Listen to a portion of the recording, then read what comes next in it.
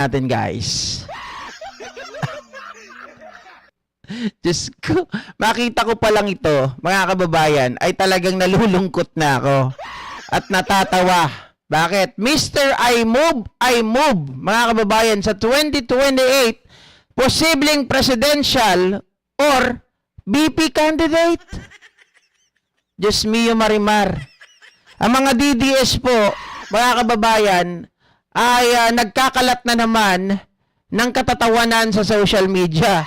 Bakit, GP? Biruin mo, mga kababayan, ang kanila pong ginagawa ngayon ay pagpo-post na ito daw si Robin Padilla ay patatakbuhin na presidente o kaya naman ay vice president, mga ka-GP Natics. Ito po yung balita. Yan po yung pinapakalat nila. O hindi yan si Roque. Yan. Mga kababayan, Senator Robin Padilla, posibleng 2028 presidential or vice president candidate. Sabi tuloy nung isang kasamahan natin at kakilala din at kaibigan, mga kababayan, sabi kay Robin, matuto ka rin kilalanin ang sarili mong limitasyon. Senator Robin Hood, sinayang mo nga ang pera ng taong bayan sa Senado, gusto mo pang maging vice presidente or presidente? Ang buhay at kinabukasan ng mga Pilipino ay hindi laruan o eksperimento para sa pangarap mong abot langit. Hindi ito laboratorio na pwedeng paulit-ulit mag-trial and error hanggang makuha mo ang gusto mong resulta. Maawa ka naman sa bayan.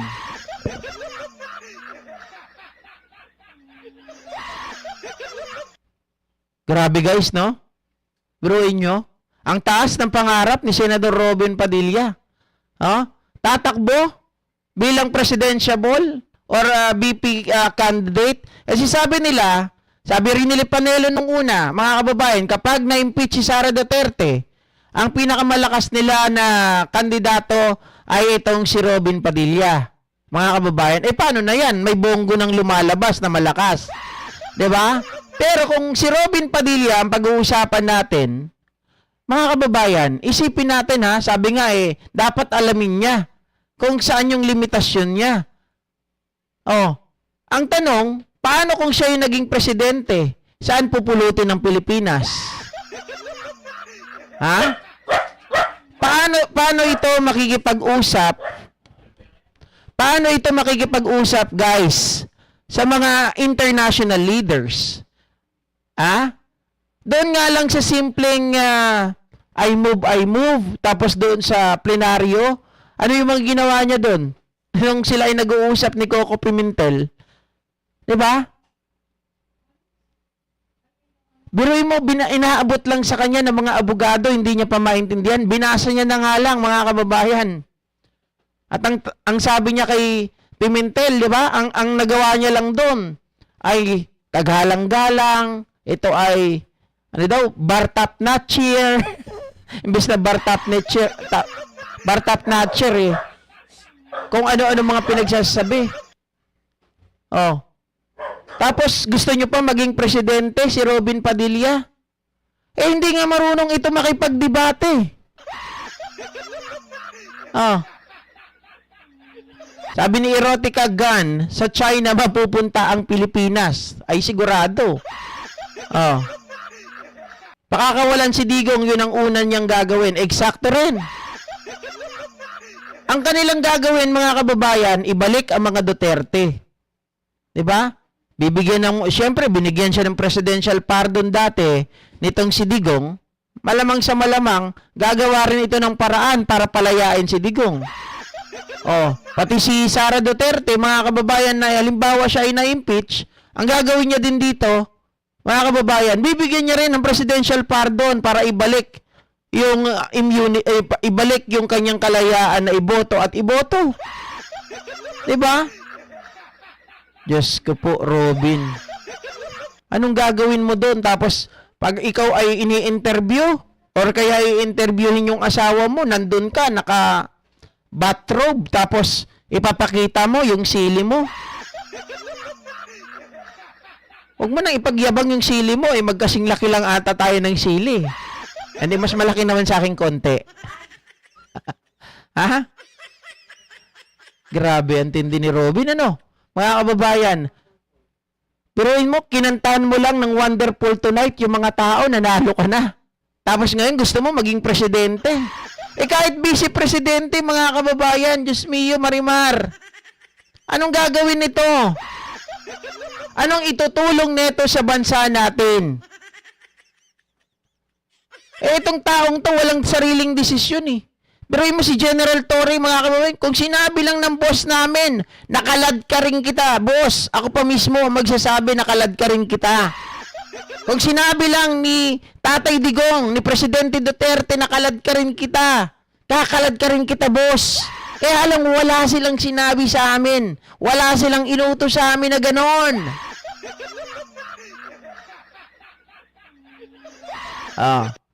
Diba? Totoo po yun. Hindi pa nag-uumpisa ang impeachment, no vote na siya kaagad.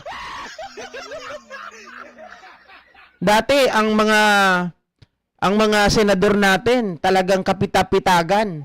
Diba? Kumpara sa Kongreso dati, ang mga senador natin, talagang mga palaban, talagang very excelente. Pero ngayon, mga kababayan, hindi na excelente ang pinag-uusapan dun. Diba? Very kabobohan. Sabi nung iba, sir, natuto na kami. Hindi na kami bumoto ng artista. Panindigan nyo na natuto na kayo, ha? Na hindi nanalo si Willie Revillame, hindi nanalo si Jimmy Bondoc, hindi nanalo itong si Ipi Salvador.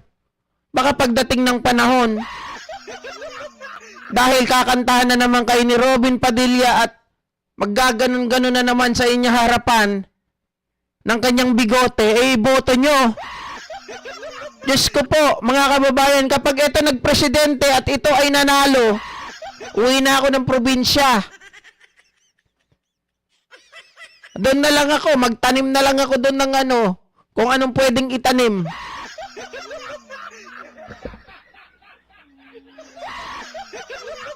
Diba? Wala tayong mapapala dito.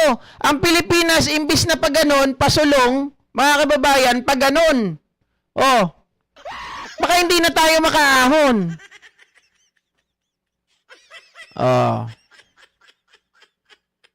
Sabi ni Bert, boss, isa ako sa mga nagsisi ngayon at ba't binoto ko yan? Chismoso daw ako.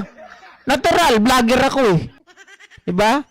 Ako yung vlogger, ako yung chismoso na hindi mo makikita sa kalsada.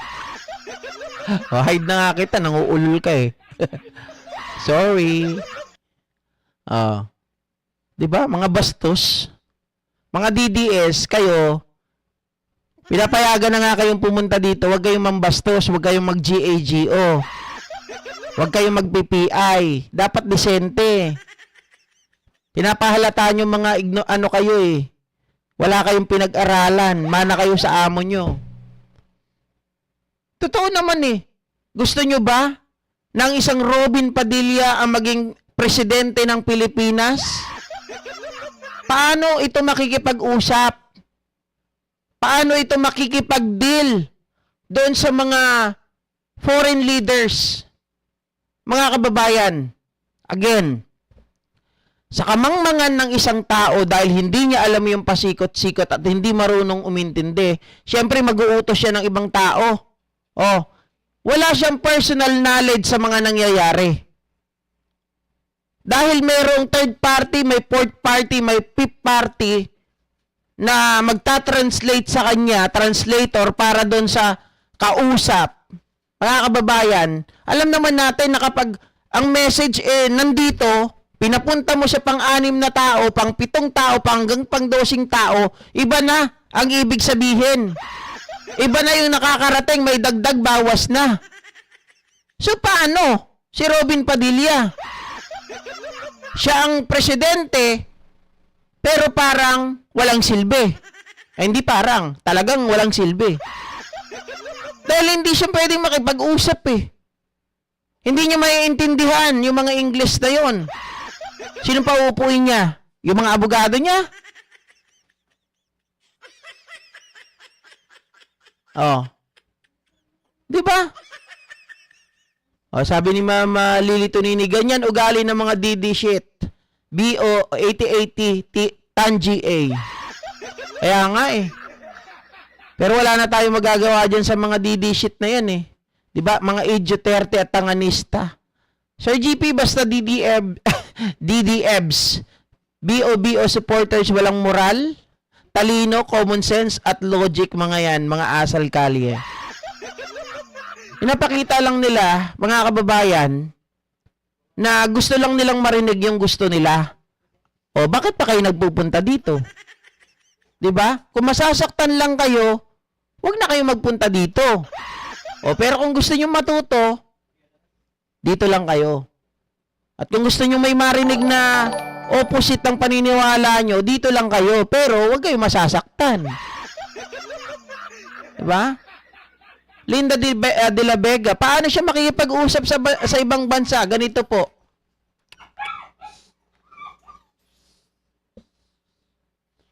Ganon. Sign language na lang daw. Or gagamit siya ng translator. Pagdating sa kanya, yung translator, itatranslate sa kanya.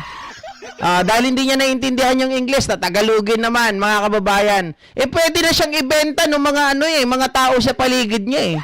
Pwede na siyang tarantaduhin. O total, di tayo naiintindihan yan. Hindi niya alam yung mga ano-ano na yan, mga terminology na yan. Hindi niya alam yung mga gagawin dyan, mga pasikot-sikot. Lokohin na natin, patayin na.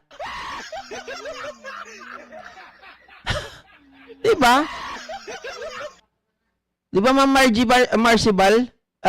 Totoo naman, Marcibal. Diba, Ma'am Margie?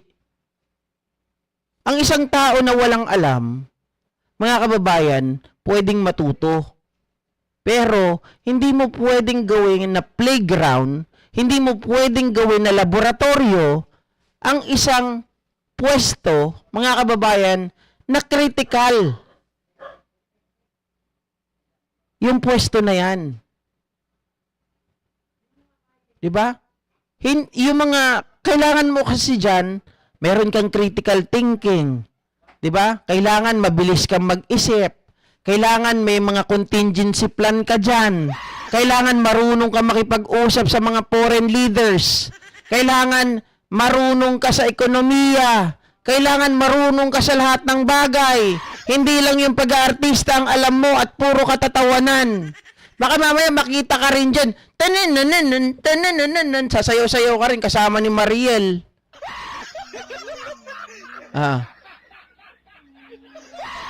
Hindi lang daw 80-80, manyakol pa.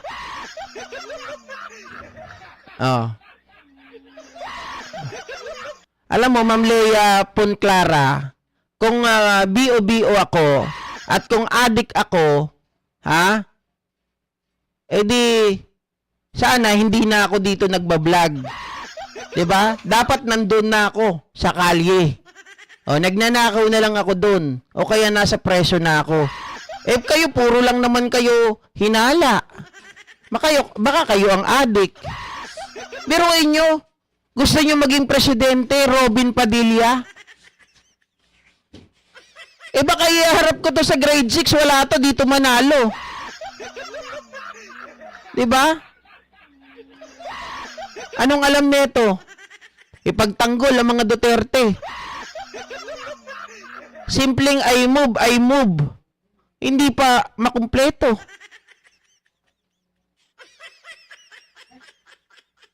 Nakita nyo kung gaano ka BO to si Robin Padilla? Papakita ko sa inyo.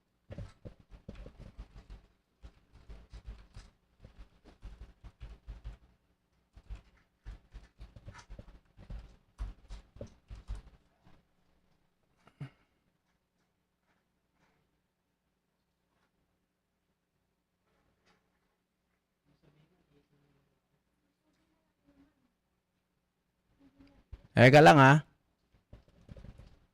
May nagre-request Pagbigyan ng natin.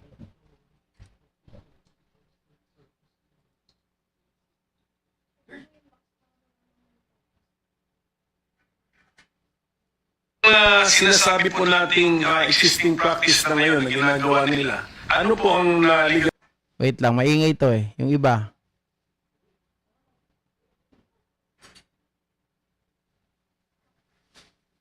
Ay, pwede.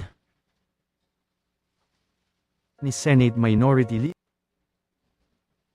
Wait lang guys ah. Meron kasing ano eh. Hindi naman tayo ano. Nanguurat lang ako.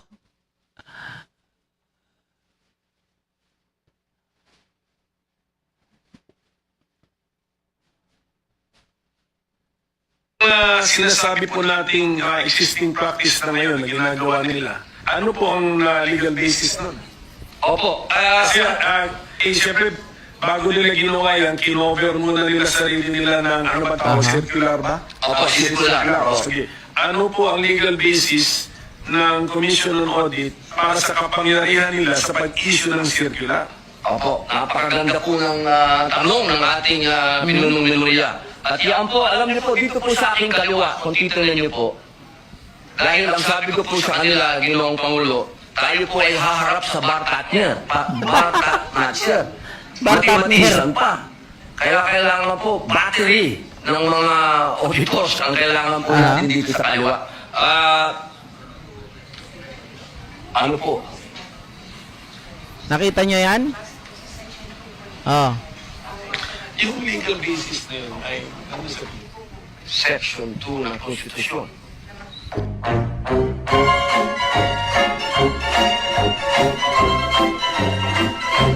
Paktay tayo dyan guys.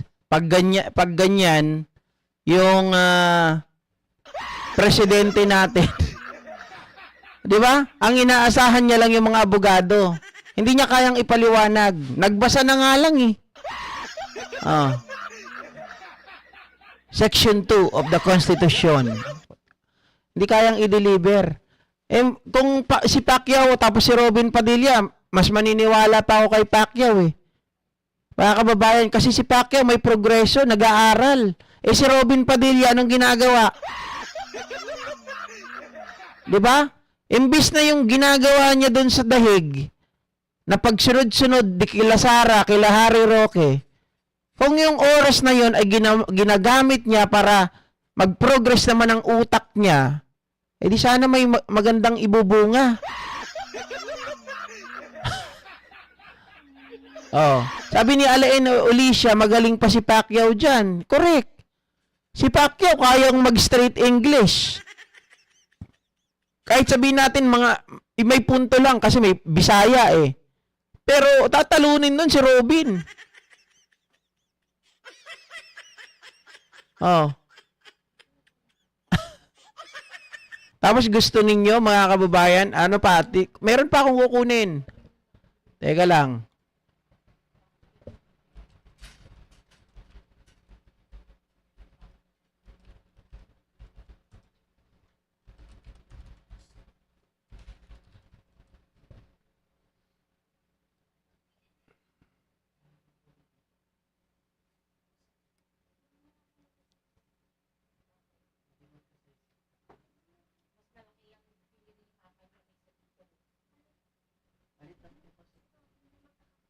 Ah, ito pa.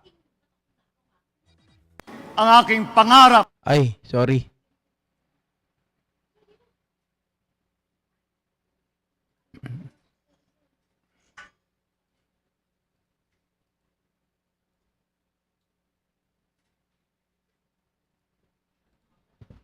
Wait guys ha.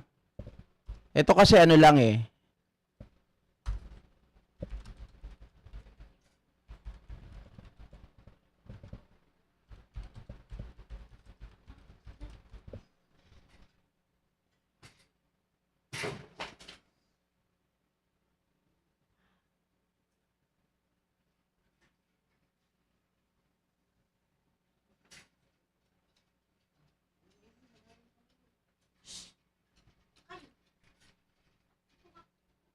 Naku, binura po ata yung kay Robin dito sa akin.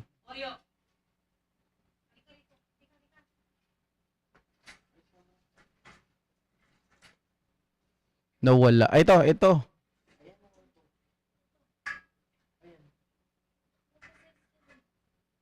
Ay, wala nga. Tinanggal. Tinanggal na mga kababayan. Yung kay Robin Padilla, wala ka na. Ang daming views sa akin nun sa Facebook ko. Mayroon atang 8 million or 12 million. Inalista nila sa page ko. Nakakatuwa kasi. Anyway mga kababayan, hanggang dito na lamang po ang ating live streaming. Maraming salamat po muli sa inyong lahat. At salamat din dun sa mga bashers na nagsipunta dito. Huwag kayong mag-alala. Magkakapera ako sa inyo. Salamat. Bye guys. Thank you so much. Magandang gabi po sa inyong lahat. Go Philippines! Go Philippines! Go Philippines! Go Philippines!